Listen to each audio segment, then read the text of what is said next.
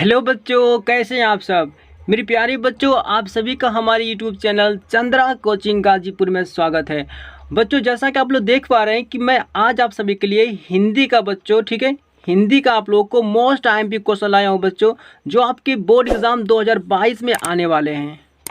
Okay बच्चों, तो चलिए ज़्यादा आपका समय नहीं लेंगे, शुरू करते हैं प्रश्न को।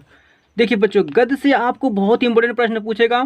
यहाँ देखिए, आपको हिंदी के 2 प्रमुख आत्मकथा लेखकों के नाम लिखिए।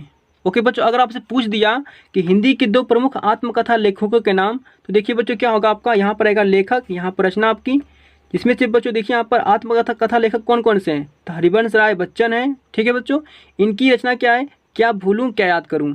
और दूसरे कौन से आत्मकथा के लेखक, तो बाबू गुलाब राय, इनकी कौन सी रचना है बच्चों, तो मेरी असफलताएं। ठीक है, तो ये आपको बच्चों क्वेश्चन पहला कंप्लीट हुआ। देखते हैं हम लोग सेकेंड क्वेश्चन को। बच्चों सेकेंड प्रश्न कह रहा है आपका, शुक्लोत्तर युग के 2 प्रमुख जीवनी लेखकों एवं उनकी कृतियों का उल्लेख कीजिए। ठीक है बच्चों, क्या करना आपको है, तो जीवनी लेखकों एवं उनकी कृतियों का, उनकी कृतियां मतलब रचनाओं का बच्चों आपको उल्लेख करना, लिखना आपको है। तो देखिए बच्चों, जीवनी लेखक जो है ना, जिसमें से बच्चों यहाँ पर लेखक, यहाँ पर ही रचना लिख दी हम लोग। तो बच्चों जीवनी लेखक जो है ना, जिसमें से पहले हैं विष्णु प्रभाकर। ओके बच्चों, जीवनी लेखक कौन है, विष्णु प्रभाकर। इनकी रचना कौन सी है बच्चों, तो आवारा मसीहा। ठीक है बच्चों, ठीक है। अब देखिए सेकेंड कौन सा है आपका, सेकेंड जीवनी लेखक कौन है, तो हरिभाऊ उपाध्याय। ठीक है बच्चों, तो हरिभाऊ उपाध्याय का रचना कौन सी है, तो साधना के पथ पर। ठीक है बच्चों, तो ये हो गए आपके जीवनी लेखकों के नाम और उनकी कृतियाँ। ओके बच्चों, ये कौन से थे, शुक्लोत्तर युग के थे। ठीक है बच्चों, आगे देखते हैं हम लोग। बच्चों हम लोग को जो तीसरा जो क्वेश्चन यहाँ पर है, रेखा चित्र विधा के एक प्रमुख लेखक का नाम लिखिए। ओके बच्चों, देखिए यहाँ पर रेखा चित्र क्या है बच्चों, यह एक विधा है। ठीक है, तो इस विधा के एक प्रमुख लेखकों का नाम लिखना आपको है। देखिए बच्चों, यहाँ पर आपका रहेगा लेखक, यहाँ पर रचना। तो मेरे प्यारे बच्चों देखिए, मैं आपको यहाँ पर 3 लेखक बताया हूँ। ठीक है, रेखा चित्र विधा के यहाँ पर 3 लेखकों के नाम बताए हैं बच्चों, इन्हें आप देख लीजिए। इनमें से तो एक ही करना है, लेकिन आपको मैं 3 बता दे रहा हूँ। ठीक है, तो देखिए बच्चों यहाँ पर, जिसमें से लेखक पहले हैं बच्चों महादेवी वर्मा, इनकी रचना कौन सी है, पथ के साथी। दूसरा है राम वृक्ष बेनपुरी, इनकी रचना कौन सी है बच्चों, माटी की मूर्तें। ओके बच्चों, दूसरा कौन से यहाँ पर देखिए, विष्णु प्रभाकर। ओके बच्चों, विष्णु प्रभाकर की कौन सी बच्चों रचना आपके ले सकते हैं, तो बच्चों ले सकते हैं यहाँ पर आपको देखिए, आवारा मसीहा। ठीक है बच्चों, तो ये थे बच्चों रेखा चित्र विधा के लेखकों के नाम। ठीक है, तो बच्चों ये सारे क्वेश्चन क्या थे, बहुत ही इंपॉर्टेंट थे, अपने बोर्ड एग्जाम में बच्चों इसे जरूर पढ़ के जाइएगा। ठीक है, आगे देख लेते हैं हम बच्चों। पद से बच्चों यहाँ पर आते हैं क्वेश्चन नंबर 4 पर। देखिए, रीतिकाल की 2 प्रमुख प्रवृत्तियाँ या ऐसे कह सकते हैं विशेषताओं का उल्लेख कीजिए।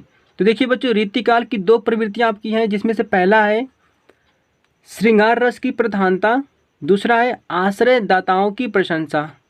ओके बच्चों, ये 2 क्या है, 2 आपकी प्रवृत्तियां हैं रीतिकाल की। ठीक है बच्चों, आगे देख लेते हैं हम लोग। छायावादी काव्य की 2 प्रमुख विशेषताओं को लिखिए। तो देखिए बच्चों, छायावादी काव्य की 2 प्रमुख विशेषताएं कौन कौन सी हैं। इसमें से पहला है प्रकृति का मानवीकरण, दूसरा है बच्चों प्रेम सौंदर्य का चित्रण। ओके बच्चों, तो ये छायावादी काव्य की 2 प्रमुख विशेषताएं हो गई। अब देखेंगे बच्चों हम लोग कौन सा प्रश्न, 6वां प्रश्न देखेंगे। देखिए बच्चों क्या कह रहा है आपका, उन 2 कवियों के नाम लिखिए जिनको छायावाद युग का आधार स्तंभ कहा जाता है। ठीक है बच्चों, तो आपको क्या करना है, तो उन 2 कवियों का नाम लिखना है बच्चों जिनको छायावाद युग का आधार स्तंभ कहा जाता है। तो देखिए बच्चों, यहाँ पर आपके कवि हैं, यहाँ पर उनकी रचनाएं या कृतियाँ यहाँ पर लिख दी हैं। ठीक है, देखिए बच्चों, छायावादी युग के आधार स्तंभ का इसमें से जो पहले कवि हैं वो है जयशंकर प्रसाद, जिनकी रचना कामायनी और आंसू, जहाँ पर 2 रचनाएं इनकी हैं। ठीक है बच्चों, जो दोनों रचनाएं बहुत ही इंपॉर्टेंट है। ठीक है, अब देखिए यहाँ पर छायावादी युग के आधार स्तंभ दूसरे कौन से हैं, तो महादेवी वर्मा है। ओके, तो महादेवी वर्मा की रचनाएं कौन कौन सी हैं, तो यामा और दीपशिखा। बच्चों ये सारे प्रश्न आपके बहुत ही इंपॉर्टेंट है, अपने बोर्ड एग्जाम में तो इसे बिल्कुल छोड़ के मत जाइएगा, कि ऐसा ना कि न पढ़ें और एग्जाम देने चले जाएँ, तो बच्चों बहुत ही पछताएंगे आप लोग, इतना याद रखिएगा। मैं सच में कह रहा हूँ बच्चों कि प्रश्न बहुत ही इंपॉर्टेंट है। देखिए बच्चों, छायावादी युग का आधार स्तंभ के यहाँ पर तीसरे जो हैं आपके कवि, वो है सुमित्रा नंदन पंत। इनकी बच्चों कौन रचनाएं हैं, लोकायतन, लोकायतन। ठीक है बच्चों, ठीक है, आगे बढ़ते हैं। अब देखिए 7वां प्रश्न क्या कर रहा है आपका, प्रगतिवादी युग की प्रमुख प्रवृत्तियां यानी कि विशेषताएं पर प्रकाश डालिए।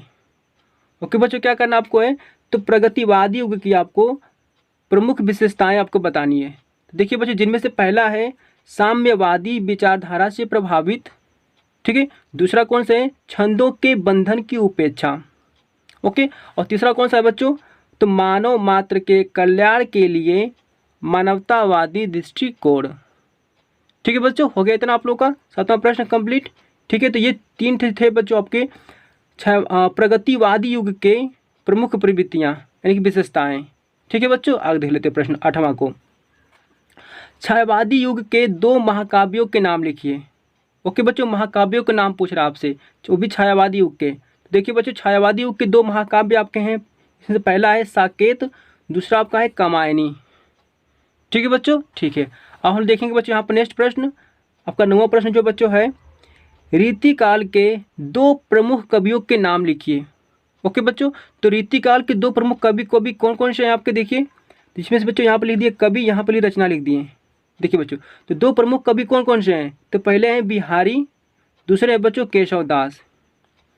ठीक है बच्चों, तो ये बहुत ही इंपॉर्टेंट था। बिहारी के बच्चों रचना जो है बिहारी सतसई है, और केशव दास की बच्चा जो रचना है ना वो क्या है, रामचंद्रिका या कह सकते हैं कवि प्रिया। यहाँ पर 2 रचनाएं मिल गई हैं बच्चों आपको। ठीक है, अब देखिए मेरे प्यारे बच्चों, यहाँ पर आपका 10वां प्रश्न है। ठीक है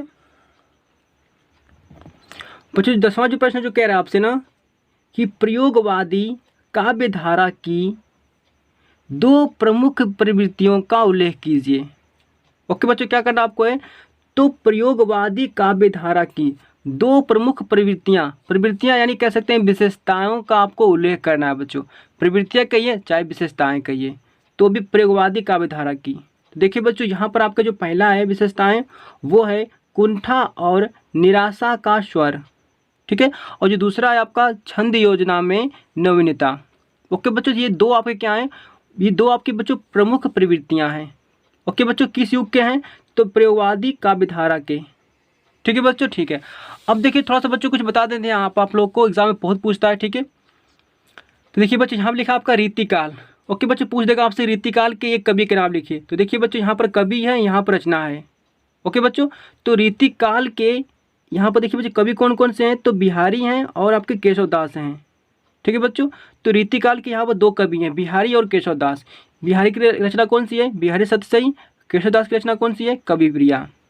ओके बच्चों, ठीक है, आगे देख लेते हैं। यहाँ पर कवि का पूछता है बच्चों आपसे छायावादी युग के एक कवि के नाम लिखिए।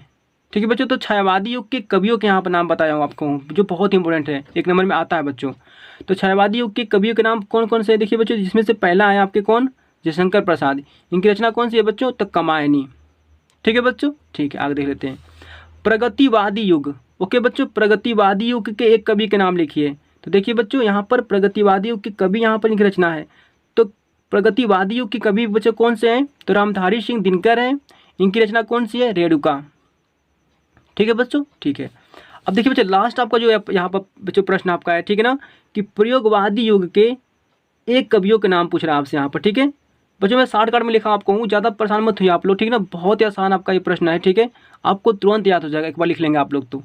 ठीक है, तो प्रयोगवादी युग के एक कवि के नाम कौन कौन से बच्चों, तो देखिए पहले यहाँ पर पहले एक ही ने दिया कवि, जिसमें से बच्चों हैं धर्मवीर भारती। ओके बच्चों, धर्मवीर भारती क्या है, तो प्रयोगवादी युग के कवि हैं। ओके, इनकी रचना कौन सी है, तो कनुप्रिया। ओके बच्चों, तो ये सारे आपके बहुत ही इंपॉर्टेंट प्रश्न थे बच्चों, अपने बोर्ड एग्जाम में इसे जरूर पढ़ के जाइएगा। ठीक है, तो मिलते हैं बच्चों नेक्स्ट वीडियो में। आज के बस इतना ही। थैंक यू बच्चों।